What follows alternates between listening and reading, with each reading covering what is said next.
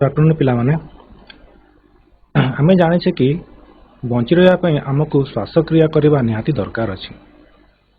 ଶ୍ୱାସକ୍ରିୟାରେ ଆମେ ବଞ୍ଚି ରହିପାରିବା ନାହିଁ। ଏଇ ବିଷୟ ପଢ଼ିବା ଆଗରୁ ମୁଁ ତମକୁ ଗୋଟେ ଛୋଟ କାହାଣୀଟି କହୁଛି।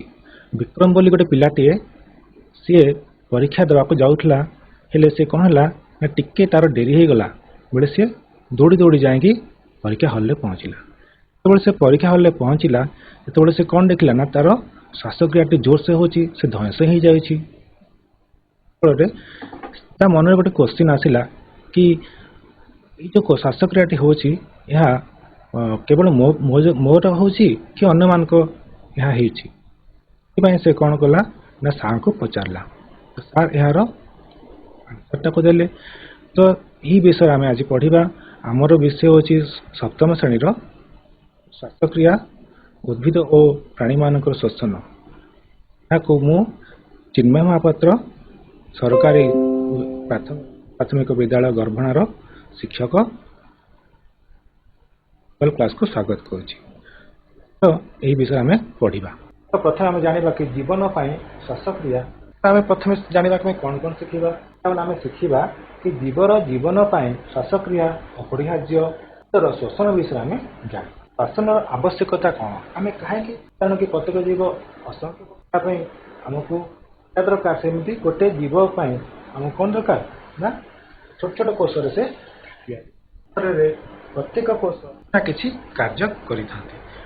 ତ ଏହି କୋଷ, ଆମର ଯେଉଁ କୋଷ ଅଛି, କୋଷକୁ ଜୀବ ଶରୀରର ମୌଳିକ, ଗାଠନିକ ଓ କ୍ରିୟାତ୍ମକ ଏକକ କୁହାଯାଏ। କାରଣ କୋଷ ବିନା ମଣିଷ କ'ଣ ହେବ? ମଣିଷକୁ ତାର କ୍ରିୟାତ୍ମକ ଏକକ ପୋଷଣ ଓ ପ୍ରଜନନ ହୋଇପାରେ। ଆମେ ଯେତେବେଳେ ଖାଉଛେ, ବସୁଛେ, ଶୋଉଛେ, ସେତେବେଳେ ଆମେ କ'ଣ କରୁଛେ? କିଛି ନା କିଛି କାର୍ଯ୍ୟ କରୁଛେ, ଯାହାଫଳରେ ଶକ୍ତି। ବର୍ତ୍ତମାନ ଦେଖିବା ଆମକୁ ଶକ୍ତି କେଉଁଠୁ ମିଳୁଛି? ନା ଆମକୁ ଶକ୍ତି କେଉଁଠୁ ମିଳୁଛି? ନା ଆମକୁ ଶକ୍ତି ଖାଦ୍ୟରେ ମିଳିଥାଏ। ଆମେ ଖାଦ୍ୟ ଖାଉଥାଉ, ତ ଖାଦ୍ୟରୁ ଆମକୁ କ'ଣ ମିଳେ? ଶକ୍ତି ମିଳିଥାଏ। ଶ୍ୱସନରେ ଏହି ଖାଦ୍ୟ ଶକ୍ତିରୁ ନିଶ୍ୱାସ ପ୍ରଶ୍ୱାସ ଶ୍ୱାସତନ୍ତ୍ରରେ ଥିବା ବେଳେ ବାୟୁ ଚଳାଚଳ ପ୍ରକ୍ରିୟା ଅଟେ। ଏହା ଶ୍ୱସନର ଏକ ଅଂଶ। ଜୀବନ ପାଇଁ ଶ୍ୱାସକ୍ରିୟା ଅପରିହାର୍ଯ୍ୟ ଅଟେ। କାହିଁକି? ବିନା ଶ୍ୱାସକ୍ରିୟାରେ ମଣିଷ କିମ୍ବା ଯେକୌଣସି ଜୀବଜନ୍ତୁ ବଞ୍ଚିପାରିବ ନାହିଁ। ତ ପ୍ରତ୍ୟେକ ପ୍ରାଣୀ ଓ ଉଦ୍ଭିଦ ବଞ୍ଚି ରହିବା ପାଇଁ ଶ୍ୱସନ କ୍ରିୟା ଚାଲୁ କରିଥାନ୍ତି। ତା ଜନ୍ମରୁ ନେଇକି ମୃତ୍ୟୁ ପର୍ଯ୍ୟନ୍ତ ଚାଲିଥାଏ। ପ୍ରଶ୍ୱାସରେ ନେଉଥିବା ଅମ୍ଳଜାନକୁ ରକ୍ତ କ'ଣ କରେ? ଶ୍ୱାସତନ୍ତ୍ରରୁ ନେଇ ଶରୀରରେ ସମସ୍ତ କୋଷରେ ନେଇକି ପହଞ୍ଚାଇଥାଏ, ଯାହାଫଳରେ କି କୋଷରେ ଅମ୍ଳଜାନ ଦ୍ୱାରା ଗ୍ଲୁକୋଜ ସରଳୀକୃତ ହୋଇ ଅଙ୍ଗାରକାମ୍ଳ ଓ ଜଳରେ ପରିଣତ ହୋଇଥାଏ। ଅମ୍ଳଜାନ ଦ୍ୱାରା ଗ୍ଲୁକୋଜ ସରଳୀକୃତ ହୋଇ ଅଙ୍ଗାରକାମ୍ଳ ଓ ଜଳରେ ପରିଣତ ହୋଇଥାଏ ଏବଂ ତାହା ସହିତ ଆମକୁ ଶକ୍ତି ମଧ୍ୟ ମିଳିଥାଏ। କୋଷରେ ଖାଦ୍ୟର ବିଘଟନ ଘଟି ଶକ୍ତି ସୃଷ୍ଟି ହେବା ପ୍ରକ୍ରିୟାକୁ ଶ୍ୱସନ କୁହାଯାଏ। ତ କୋଷରେ ଖାଦ୍ୟର ବିଘଟନ ଘଟି ଶକ୍ତି ଜାତ ହେବା ପ୍ରକ୍ରିୟାକୁ ଶ୍ୱସନ କୁହାଯାଏ। ତ ବର୍ତ୍ତମାନ ଆମେ ପଢ଼ିବା ଶ୍ୱସନ କେତେ ପ୍ରକାର। ଶ୍ୱସନ ଦୁଇ ପ୍ରକାରର। ଗୋଟିଏ ହେଉଛି ବାୟୁ ଶ୍ୱସନ, ଗୋଟିଏ ହେଉଛି ଅବାୟୁ ଶ୍ୱସନ। ବାୟୁ ଶ୍ୱସନ ଅମ୍ଳଜାନର ବ୍ୟବହାରରେ ଯଦି ଖାଦ୍ୟର ବିଘଟନ ହୁଏ, ତାହାକୁ ବାୟୁ ଶ୍ୱସନ କୁହାଯାଏ। ଯେପରିକି ଦେଖ, ଗ୍ଲୁକୋଜ ଅମ୍ଳଜାନର ସହାୟତାରେ ଅଙ୍ଗାରକାମ୍ଳ, ଜଳ ଓ ଶକ୍ତି ସୃଷ୍ଟି କରିଥାଏ। କୋଉଠୁ ଆସିଲା ନା ଆମେ ଯେଉଁ ଖାଦ୍ୟ ଖାଉଛେ, ଖାଦ୍ୟ ହଜମ ହେଲା ପରେ ତାହା କୋଷରେ ଗ୍ଲୁକୋଜ ଭାବରେ ରୁହେ ଏବଂ ସେହି ଗ୍ଲୁକୋଜ ଅମ୍ଳଜାନର ସହାୟତାରେ ବିଘଟିତ ହୋଇ ଅଙ୍ଗାରକାମ୍ଳ, ଜଳ ଓ ଶକ୍ତିରେ ପରିଣତ ହୁଏ। ନେକ୍ସଟ ହେଉଛି ଅବାୟୁ ଶ୍ୱସନ। ଦେଖ, ଅବାୟୁ ଶ୍ୱସନର କ୍ଷେତ୍ରରେ କ'ଣ ହୁଏ ନା ଅମ୍ଳଜାନର ଅଭାବରେ ହୋଇଥାଏ। ଅମ୍ଳଜାନର ଅଭାବରେ ଅବାୟୁ ଶ୍ୱସନ ହୋଇଥାଏ। ଇଷ୍ଟ ଗୋଟେ ଏକକୋଷୀ ପ୍ରାଣୀ। এই ଇଷ୍ଟ କ'ଣ କରେ ନା ଅବାୟୁ ଶ୍ୱସନ କରେ। ଇଷ୍ଟ ଆମର ଅମ୍ଳଜାନର ଅନୁପସ୍ଥିତିରେ ସେ ଶୋଷଣ କରିଥାଏ। ମାନେ ଇଷ୍ଟ କ'ଣ ଅମ୍ଳଜାନ ଅନୁପସ୍ଥିତିରେ କ'ଣ ପ୍ରସ୍ତୁତ କରୁଛି? ସୁରାସାର, ଅଙ୍ଗାରକାମ୍ଳ ଓ ଶକ୍ତି ପ୍ରସ୍ତୁତ କରୁଛି। ଇଷ୍ଟ ଏକ ଏକକୋଷୀ ଜୀବ ଅଟେ। ଅମ୍ଳଜାନର ଅନୁପସ୍ଥିତିରେ ସେ ଶ୍ୱସନ କରେ ଓ ଏହି ପ୍ରକ୍ରିୟାରେ ସୁରାସାର ତିଆରି ହୋଇଥାଏ। ଆଉ ସୁରାସାର କ'ଣ କରିଥାଏ ନା ମଦ ଜାତୀୟ ଖାଦ୍ୟ ପ୍ରସ୍ତୁତିରେ ସେ ବ୍ୟବହାର କରାଯାଏ। ଏବଂ ଯେହେତୁ ଇଷ୍ଟ ଅଙ୍ଗାରକାମ୍ଳ ପ୍ରସ୍ତୁତି କରୁଛି ତେବେ ଏହି ଅଙ୍ଗାରକାମ୍ଳ ଆମର କେକ୍ ଓ ପାଉଁରୁଟିରେ ବ୍ୟବହାର କରାଯାଏ, ଯାହାଫଳରେ କି ପାଉଁରୁଟି ଓ କେକ୍ ନରମ ହୋଇଥାଏ। ନେକ୍ସଟ ଦେଖ ପିଲାମାନେ, ଇଷ୍ଟକୁ ଅବାୟୁଜୀବୀ କୁହାଯାଏ, କାରଣ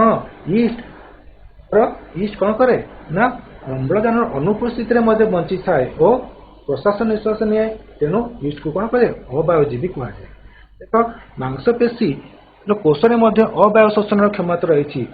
ପିଲାମାନେ ଆମେ କଣ କରୁ ନା ଆମେ ମଧ୍ୟ ଅବାୟୁ ଶୋଷଣ କରୁ, ଯେତେବେଳେ ଆମେ କଠିନ ପରିଶ୍ରମ କରୁ, ବ୍ୟାୟାମ କରୁ, ଦୌଡୁ, ସାଇକେଲ ଚଲାଉ, ସେହି ସମୟରେ ଆମେ ଅବାୟୁ ଶୋଷଣ ପ୍ରକ୍ରିୟାରେ ଆମେ ଶ୍ୱାସକ୍ରିୟା କରିଥାଉ।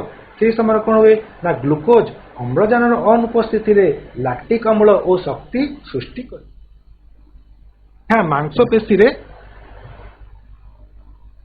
ମାଂସପେଶୀରେ ଜମା ହୋଇଥାଏ।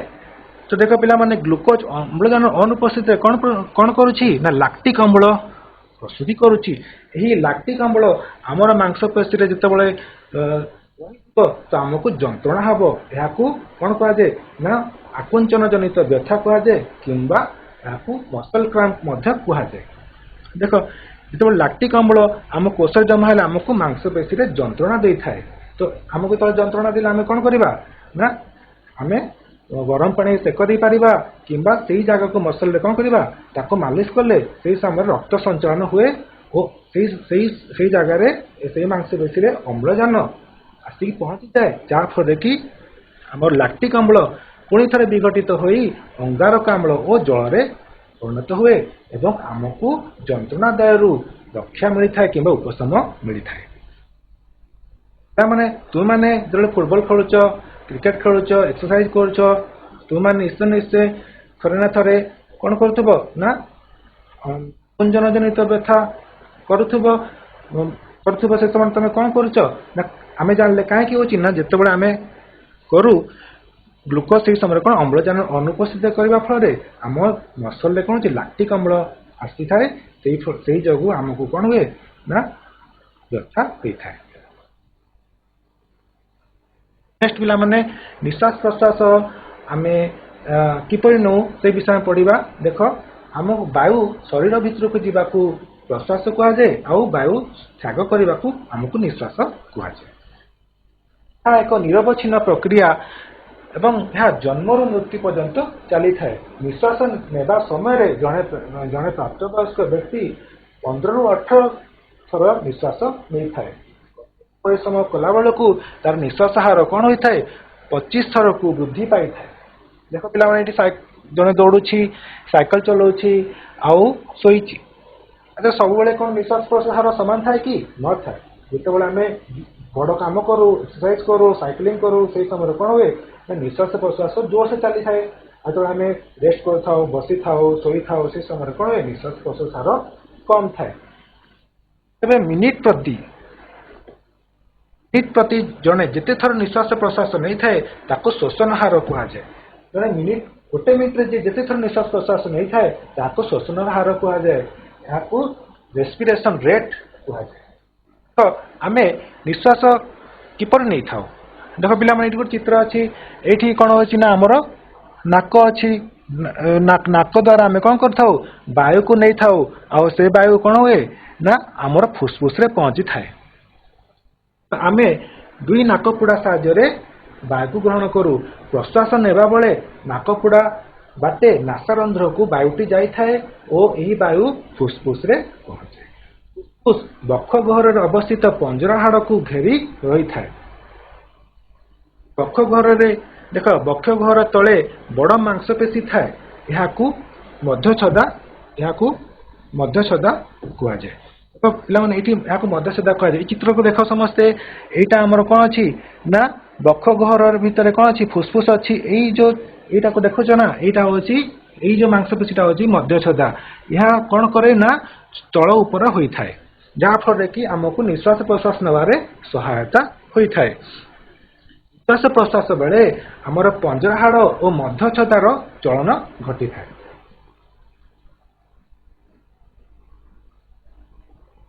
ବର୍ତ୍ତମାନ ଆମେ ଦେଖିବା କି ଆମେ ନିଶ୍ୱାସ ପ୍ରଶ୍ୱାସ ଯୋଉ ନେଉଛୁ ସେଟା କିପରି ନେଉଛୁ। ଦେଖ ପିଲାମାନେ, ଏଇଠି ଆମର ଗୋଟେ ଚିତ୍ର ଅଛି। এই চিত্ରରେ ଆମେ କ'ଣ କରୁଛୁ ନା এই চিତ୍ର দেখ ଆମେ କ'ଣ କରୁଛୁ ନା ନିଶ୍ୱାସ ନେଉଛୁ ଏଇ ଆମର ନାକପୋଡ଼ା ଦେଇ ନିଶ୍ୱାସଟି ବାୟୁଟା ଆମ କ'ଣ ହେଉଛି ନା ଶ୍ୱାସନଳୀ ଦେଇ ଫୁସଫୁସକୁ ପହଞ୍ଚୁଛି। ଦେଖ ଏଠି କ'ଣ ହେଉଛି ନା ଆମର ପଞ୍ଜରା ହାଡ଼ ଭିତରେ ଆମର ଫୁସଫୁସଟି ଅଛି। ଯେତେବେଳେ ଆମେ ନିଶ୍ୱାସ ନେଉଛୁ ସେତେବେଳେ କ'ଣ ହେଉଛି ଆମ ପଞ୍ଜରା ହାଡ଼ଟି ଫୁଲିକି ବାହାରକୁ କ'ଣ ହେଉଛି ନା ଉପରକୁ ଉଠୁଛି ଏବଂ ଆମର ଯେଉଁ ପେଟରେ ଥିବା ମାଂସପେଶୀ ସେ ହେଉଛି ସଙ୍କୁଚିତ ହେବା ଫଳରେ ଏଇଠି ଯେଉଁ ଅଛି ମଧ୍ୟଚ୍ଛଦାଟି ସେ କ'ଣ ହେଉଛି ନା ତଳକୁ ଆସିଯାଉଛି, ଯାହାଫଳରେ କି ବକ୍ଷ ଗହ୍ୱର ମଧ୍ୟରେ ଥିବା ସ୍ଥାନଟି ଅଧିକ ହୋଇଯାଉଛି, ଯାହାଫଳରେ କି ବାୟୁଟି ତା ଭିତରେ ପ୍ରବେଶ କରିପାରୁଛି। ଯେତେବେଳେ ଆମେ କ'ଣ କରୁଛୁ ନା ନିଶ୍ୱାସଟା ଛାଡ଼ୁଛୁ, ବାୟୁଟା ଛାଡ଼ୁଛୁ, ସେତେବେଳେ କ'ଣ ହେଉଛି ନା ଆମର ପେଟରେ ଥିବା ମାଂସପେଶୀ ପ୍ରସାରିତ ହେଉଛି, ଯାହାଫଳରେ କି ମଧ୍ୟଚ୍ଛଦାଟି କ'ଣ ହେଉଛି ନା ଉପରକୁ ଚାଲି ଯାଉଛି, ଯାହାଫଳରେ କି ଆମର ବାୟୁଟା ବାହାରି ଆସୁଛି ଏବଂ ଆମର ଯେଉଁ ପଞ୍ଜରା ହାଡ଼ କ'ଣ ହେଉଛି ଧୀରେ ଧୀରେ ସଙ୍କୁଚିତ ହେଉଛି। ତାମାନେ ଏହାକୁ ଆମ ବହିରେ ଗୋଟେ ନମୁନା ଦେଇଛି ଜାଣିବା ପାଇଁ। ଦେଖ ଆମେ ଏଇଟା କରିପାରିବା। ଆମେ କ'ଣ କରିବା ନା ଗୋଟେ ବୋଟଲ ନେବା, ବୋଟଲରେ ଆମେ କ'ଣ କରିବା ନା ଆମକୁ ବୋଟଲ ସହିତ ଗୋଟେ କାଚ ନଳୀ ଥିବ ଯେ ୱାଇ ଆକୃତିର ଥିବ ସେଟା ଦରକାର, ଆଉ ବେଲୁନ ଦରକାର, ଆଉ ଗୋଟେ ରବର ଦରକାର। ଆମେ କ'ଣ କରିବା ନା ଏଇ ୱାଇ ଆକୃତିର ଯେଉଁ ନଳୀ ଅଛି ସେଇଥିରେ ଆମେ କ'ଣ କରିବା ନା ବେଲୁନ ଦୁଇଟାକୁ ଲଗେଇଦେବା ଏବଂ ଆମେ କ'ଣ କରିବା ନା ସେ ଠିପିରେ କଣା କରିକି ତାକୁ ଭର୍ତ୍ତି କରିଦେବା। ତାପରେ ଠିପିକୁ ଟାଇଟ୍ କରିଦେବା ଯେମିତିକି ଅନ୍ୟ ବାୟୁ ଅଲଗା ଆଡ଼େ ପଶି ପାରିବନି କି ବାୟୁ ଲିକେଜ୍ ହେବନି। ତାପରେ ଆମେ କ'ଣ କରିବା ଏଟାକୁ ତ ଆମେ କାଟି ଦେଇଛେ, ଏଇଠି କ'ଣ କରିବା ନା ଆମେ ଗୋଟେ ରବରଟି ଲଗେଇଦେବା। ନମୁନା ଆମର ପ୍ରସ୍ତୁତ ହେଇଗଲା। ଏବେ ଆମେ କ'ଣ ଦେଖିବା ନା ଯେତେବେଳେ ଆମେ ସେ ରବରକୁ ଟାଣିବା ତେଣୁ କ'ଣ ଦେଖିବା, ଯେତେବେଳେ ଆମେ ଟାଣିବା ଦେଖିବା କି ବେଲୁନରେ ଥିବା ବାୟୁ ଭର୍ତ୍ତି ହେଇଯାଉଛି, ବେଲୁନଟି ଫୁଲିବାକୁ ଏବଂ ଯେତେବେଳେ ଆମେ କ'ଣ କରିବା ନା ଏହାକୁ ଭିତରକୁ ଠେଲିଦେବା, ସେତେବେଳେ କ'ଣ ଦେଖିବା ନା ବାୟୁଟି ବାହାରି ଆସୁଛି ଏବଂ ବେଲୁନଟି ସଙ୍କୁଚିତ ହୋଇଯାଉଛି। ଏହା ଆମର ନିଶ୍ୱାସ ପ୍ରଶ୍ୱାସ ନେବାର ପ୍ରକ୍ରିୟାକୁ ଆମେ ଏହି ଭାବରେ ବୁଝିପାରିବା। ଦେଖା ହେଇଛି ପିଲାମାନେ, ପ୍ରଶ୍ୱାସ ନେଲା ବେଳେ ବକ୍ଷସ୍ଥି ଉପରକୁ ଫୁଲି ଉଠେ, ସେତିକି ବେଳେ ପେଟର ମାଂସପେଶୀ ସଙ୍କୁଚିତ ହୋଇଯିବା ଫଳରେ ମଧ୍ୟଚ୍ଛଦା ତଳକୁ ଭିଡ଼ି ହୋଇ ସମତଳ ହୋଇଯାଏ। ବକ୍ଷଚ୍ଛଦାର ଆୟତନ 20% ବଢ଼ିଯିବ ହେତୁ ଫୁସଫୁସ ଭିତରକୁ ବାୟୁ ପ୍ରବେଶ କରେ। ତାପରେ କ'ଣ ହୁଏ ନା ପେଟର ମାଂସପେଶୀ ଯେତେବେଳେ ପ୍ରସାରିତ ହୁଏ ମଧ୍ୟଚ୍ଛଦା ତାର ପୂର୍ବ ଅବସ୍ଥାକୁ ଫେରି ଆସେ ଏବଂ ପଞ୍ଜରା ହାଡ଼ ତଳକୁ ଭିଡ଼ି ହୋଇ ଆସେ। ତେଣୁ ବକ୍ଷ ଗହ୍ୱରର ଆୟତନ କମିଯାଏ ଓ ତା ଫଳରେ ବାୟୁର ଚାପ ସୃଷ୍ଟି ହୁଏ ଏବଂ ବାୟୁ ଫୁସଫୁସରୁ ବାହାରିଯାଏ। ଆମେ ଦୀର୍ଘ ନିଶ୍ୱାସ ନେଲା ବେଳେ ତଳି ପେଟରେ ହାତ ରଖି ଜାଣିପାରିବା କି ଆମେ କିପରି ନିଶ୍ୱାସ ପ୍ରଶ୍ୱାସ ଅନୁଭବ କରୁ। ଯେତେବେଳେ ପେଟକୁ ହାତ ମାରି ଦେଖିବା ଆମେ କ'ଣ ଦେଖିବା, ଆମେ କିପରି ନିଶ୍ୱାସ ପ୍ରଶ୍ୱାସ ନେଉଛେ ତାହା ଆମେ ଜାଣିପାରିବା। ତ ବର୍ତ୍ତମାନ ସୁଦ୍ଧା ତ ଆମେ ପଢ଼ିଲେ ଆମେ କିପରି ନିଶ୍ୱାସ ପ୍ରଶ୍ୱାସ ନେଉଛେ। ବର୍ତ୍ତମାନ ଆମେ ଜାଣିବା କି ଯେଉଁ ନିଶ୍ୱାସ ପ୍ରଶ୍ୱାସ ନେଉଛେ ସେଇଥିରେ ଆମେ କେଉଁ ଗ୍ୟାସ୍ ନେଉଛେ ଓ କେଉଁ ଗ୍ୟାସ୍ ଛାଡ଼ୁଛେ। ସେଥିପାଇଁ ଆମେ ଗୋଟେ ପରୀକ୍ଷା କରିବା। ଦେଖିବା କ'ଣ ନା ଆମେ ଟେଷ୍ଟ ଟ୍ୟୁବ୍ରେ ଚୂନ ପାଣି ନେବା ଏବଂ ସେଇ ଚୂନ ପାଣିରେ ଗୋଟେ ଷ୍ଟ୍ର ନେଇକି ତାକୁ ଜୋରସେ ଫୁଙ୍କିବା କିମ୍ବା ଧୀରେ ଧୀରେ ଫୁଙ୍କିବା। ଫୁଙ୍କିଲା ପରେ କ'ଣ ଦେଖିବା, ପାଣିଟି ଦୁଧିଆ ରଙ୍ଗ ହୋଇଯାଇଛି। ତ ଚୂନ ପାଣି ଦୁଧିଆ ରଙ୍ଗ କେତେବେଳେ ହୁଏ, ଯେତେବେଳେ ଚୂନ ପାଣି ଅଙ୍ଗାରକାମ୍ଳ ସହିତ ରାସାୟନିକ ପ୍ରତିକ୍ରିୟା କରେ ସେହି ସମୟରେ ସେ ରଙ୍ଗ ହୋଇଥାଏ। ତ ଆମେ ଜାଣିଲେ କ'ଣ, ଆମେ ଯେଉଁ ବାୟୁକୁ ଛାଡ଼ୁଛେ, ଯେଉଁ ନିଶ୍ୱାସରେ ଛାଡ଼ୁଛେ ସେଥିରେ ଅଙ୍ଗାରକାମ୍ଳ ରହିଛି। ସେହିପରି ଆମେ କ'ଣ କରିବା, ଗୋଟିଏ ଦର୍ପଣରେ ନିଶ୍ୱାସ ବାୟୁ ପକାଇବା। ସେମିତି ଆଉ ଗୋଟେ କ'ଣ ଏକ୍ସପେରିମେଣ୍ଟ କରିବା। ଆମେ କ'ଣ କରିବା, ଦର୍ପଣରେ ଆମେ କ'ଣ କରିବା ନା ଜୋରସେ ହା କରିବା ହେଲା। ଜୋରସେ କଲା ପରେ ଆମେ କ'ଣ ଦେଖିବା ନା ତା ଉପରେ ଦର୍ପଣ ଉପରେ ଏକ ଆସ୍ତରଣ ଜମା ହୋଇଯାଇଛି, ଏକ ଜଳୀୟ ବାଷ୍ପର ଆସ୍ତରଣ ଜମା ହୋଇଯାଇଛି। ତାହେଲେ ଏଇ ଜଳବିନ୍ଦୁ କେଉଁଠୁ ଆସିଲା ନା ଆମେ ଜାଣିଲେ କ'ଣ ନିଶ୍ୱାସ ବାୟୁରେ ମଧ୍ୟ ଜଳୀୟ ବାଷ୍ପ ରହିଛି। ଅଙ୍ଗାରକାମ୍ଳ ତ ରହିଛି, ତା ସହିତ ଜଳୀୟ ବାଷ୍ପ ମଧ୍ୟ ବାହାରୁଛି।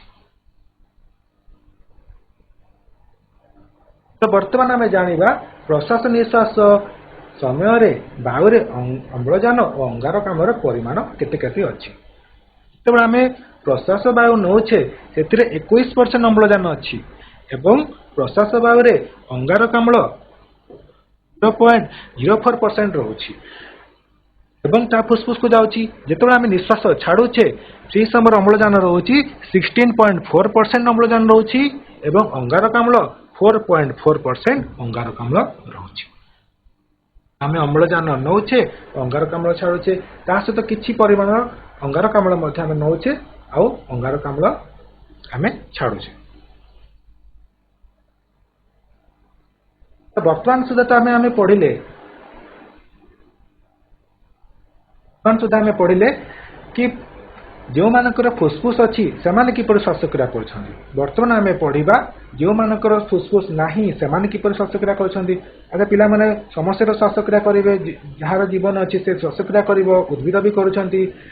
तो प्राणी मानकर एवं पढ़ा प्राणी मान शोषण देख जीवन जीवर जीवन श्वासक्रिया निहाती अपरिहार्य। हाथी सिंह बेंग झिटपिटी समस्ते श्वासक्रिया करिथांती किंतु असरपा जिया बेंग से कौन मनीष परी फुस्फुस रही कि विषय में जाना। देख असरपा असरपा एक प्राणी अटे जहाँ जीव अटे जहाँ जहाँ मध्य छोट छोट श्वासरंध्र रही श्वासरंध्र रही से असरपाटी यार श्वासरंध्र द्वारा से श्वास प्रश्वास करें। ये श्वासरंध्र को स्पाइराकल कहा जाए। तो यही जीव मानकर वायु चलाचल अनेक गुड़िए श्वासनली रही थाए। तो वायु श्वासरंध्र दे श्वासनली को जाई थाए एवं श्वासनली दे से समस्त कोष रे विसरित होता है एवं कोष रे कौन हुए से तार श्वासक्रिया करें। सेहीपरि शरीर कोशिकार श्वासक्रिया पर वायु निर्गत हो श्वासरंध्र दे पुणी थे बाहरी आसी था। देख पिला माने ये देख वायु वायु असरपा कौन करे तार श्वासरंध्र रे से निये श्वासरंध्र नहीं श्वासनली साहाय्य से समस्त कोष को विसरित करें। विसर्जित करें पुणी कौन करे ना श्वासरंध्र रे से बाहर करें। भाव में असरपा कौन करें तार श्वास प्रश्वास आदान प्रदान करें। क्या द्वारा करें ना श्वासरंध्र द्वारा से निश्वास कर। पढ़ा जिया पोक एमाने केमती श्वासक्रिया करें। देख पिला माने जिया जियार कौन अच्छे ओदालिया चर्म अच्छी और अंगारकाम्ल और अम्लजान ताहा मध्य जीवा आसवा करें। जियार जो चर्म अच्छी ताहा ओदा एवं लालुआ थाए जहाँफल कि से ताहा द्वारा से तार श्वासक्रिया करें। बेंग मनीष परी बेंगर कौन अच्छी फुस्फुस मनीष परी बेंगर कौन अच्छी फुस्फुस अच्छी एवं बेंग फुस्फुस साहाय्य श्वासक्रिया करें तार ओदालिया चर्म साहाय्य श्वासक्रिया करें। आम जाना जल जीवन को श्वासक्रिया विषय आम जाने कौन माछ माछ क्या साहाय्य श्वासक्रिया करें गाली साहाय्य श्वासक्रिया करें। तो कौन करें ना जल द्रवीभूत अम्लजान को से व्यवहार करें एवं आमर जो धमनी साहाय्य कौन हुए ना अम्लजान गाली को आसी थाए एवं गाली साहाय्य से अम्लजान और अंगारकाम्ल आदान प्रदान करें। बर्तमान सुधा आम तो पढ़िले मनीष किपर श्वासक्रिया करुच्ची बेंग किपर करुच्ची जिया किपर करुच्ची असरपा किपर करुच्ची। बर्तमान आम पढ़ा कौन उद्भिद किपर करुच्ची। अच्छा उद्भिद श्वासक्रिया करुच्ची कि नहीं करुच्ची। तो उद्भिद किपर श्वासक्रिया करुच्ची ना उद्भिद कौन करुच्ची ना से भी अम्लजान नेउची और अंगारकाम्ल छाड़ुची।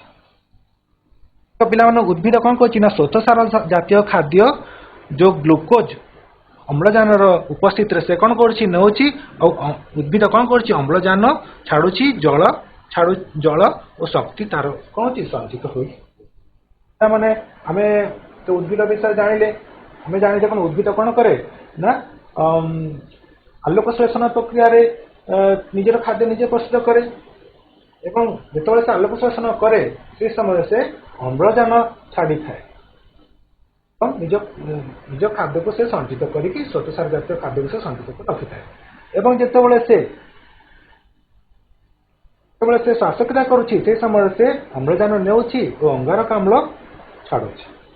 तो जिते गछ दिन बेले कौन हुए ना सूर्यकिरण से आलोक श्लेषण करे ता सहित से श्वासक्रिया मध्य करुଥାଏ किंतु राति कौन हुए ना से श्वासक्रिया अधिक करे आलोक से समय तो आलोक श्लेषण कर पारिबो नहीं से समय कौन हुए ना से अधिक अंगारकाम्ल वायुमंडल को छाड़ी थाए तेणु कौन होता है ना हमको राति समय गछ शोवा बारण करा जाए मना करा जाए। तो उद्भिदर शोषण विषय तो आम पढ़िले उद्भिद शोषण किपरि करें तार तो फुसफुस ना तार तो तार कौन तो श्वासरंध्र ना कि ता भीतर छोट छोट कणा सूक्ष्म कणा सबू थाए सूक्ष्म कणा सबू थाए ताकू कौन कह जाए स्टोम कह जाए। तो से स्टोम साहाय्य से कौन करे ना वायु को निए और वायु को छाड़े वायुर आदान प्रदान करें। यदि आम पिटुनिया गोटे गछ को गछर पत्र को जदि आम जबकाचरे देखा तेज आम कौन देखा ना से ता भीतर छोट छोट छोट छोट छिद्र सब कणा सब थाए। तो से कौन करे से अम्लजान को निए और अंगारकाम्ल को छाड़े। सहित मृत्तिका सॉरी यह सहित आमर उद्भिद कौन करें ना मृत्तिकार वायु को मध्य से नहीं थाए और पत्र सहित से मृत्तिकार उद्भिदर मूल को मध्य व्यवहार करें कौन श्वासक्रिया करवा माने आम आम विषय सरी जाइए। तो बर्तमान आम किसी क्वेश्चन आंसर देखा। प्रथम क्वेश्चन है मनुष्य अत्याधिक कार्य द्वारा शरीर में अम्लजान अभाव में मांसपेशी कोषर अवायु शोषण होगा फल कौन प्रस्तुत होता है। अम्लजान शक्ति हूँ सुरासार अम्लजान शक्ति सी हूँ लैक्टिक अम्ल शक्ति अंगारकाम्ल जल और शक्ति।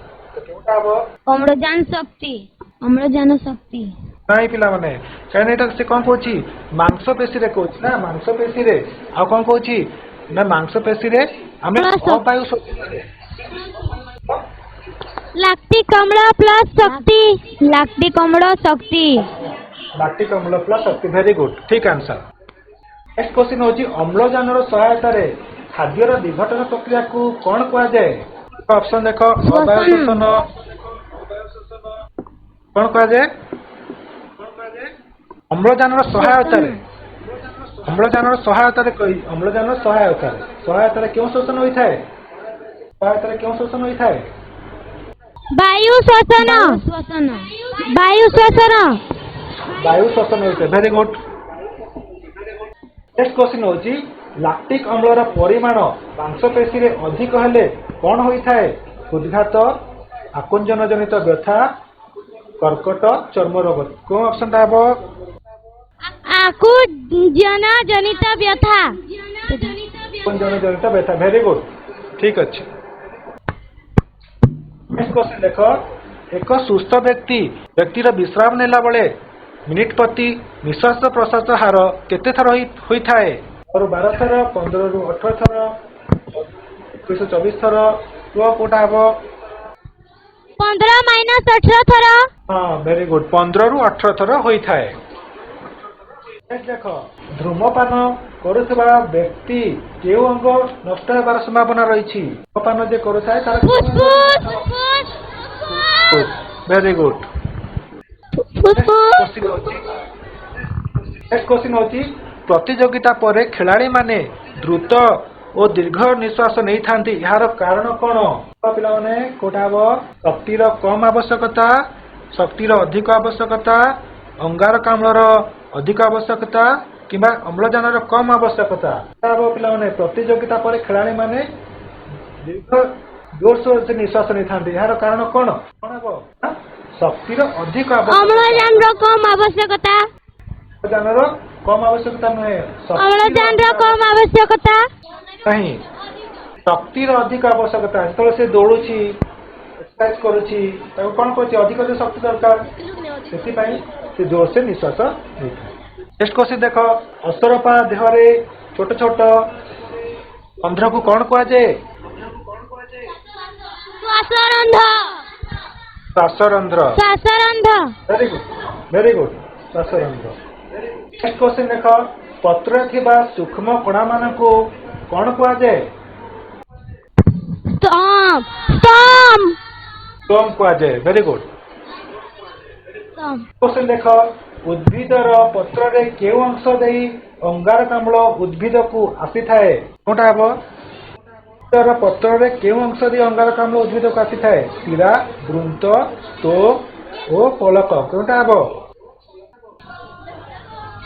ଶିରା ନାଇଁ ଶିରା ନୁହେଁ, ଏଟା କଣ ହବ? ଷ୍ଟୋମ ସାହାଯ୍ୟରେ ହେବ।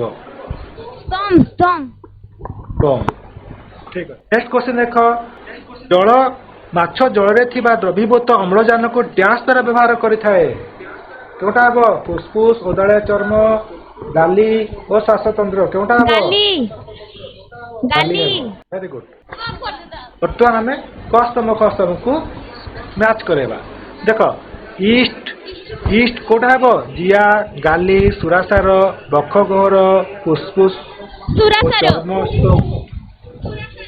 କୋଉଟା ହବ? ଇଷ୍ଟ ସୁରାସାର। Very good. ନେକ୍ସଟ ଦେଖ ମଧ୍ୟଛଦା ମଧ୍ୟଛଦା କେଉଁଟା ହବ? ମଧ୍ୟଛଦା ବକ୍ଷଗ୍ରହ ବକ୍ଷ ଗହ୍ୱର। ମଧ୍ୟଛଦା କେଉଁଠି ଥାଏ? ବକ୍ଷ ଗହ୍ୱର ଥାଏ। Right answer. नेक्स्ट क्वेश्चन देखो नेक्स्ट अछि चर्म चर्म सहित कोड के मैच हबो? जिया जिया जिया जिया जिया जिया वेरी गुड चर्म सहित जिया हेबो। नेक्स्ट देखो पत्र स्तम स्तम स्तम स्तम पत्र हेबो स्तम स्तम नेक्स्ट अछि माछ गाली गाली गाली गाली गाली आ बेंगो का सदे शब्द क्रिया करे कोन हेबो? बेंगो फुसफुस चर्म चर्म फुसफुस चर्म चर्म। Very good. तो पिला माने हमर विषय सरी आइछि तो तुमको मोटे गृह कार्य देछि मनीषर श्वासतंत्र एक मॉडल प्रस्तुत करिवो ओ तुम विज्ञान शिक्षक शिक्षयित्री को तुमे ताकू देखिबो। तो आज आमे ई विषय एतकी रखिबा। धन्यवाद।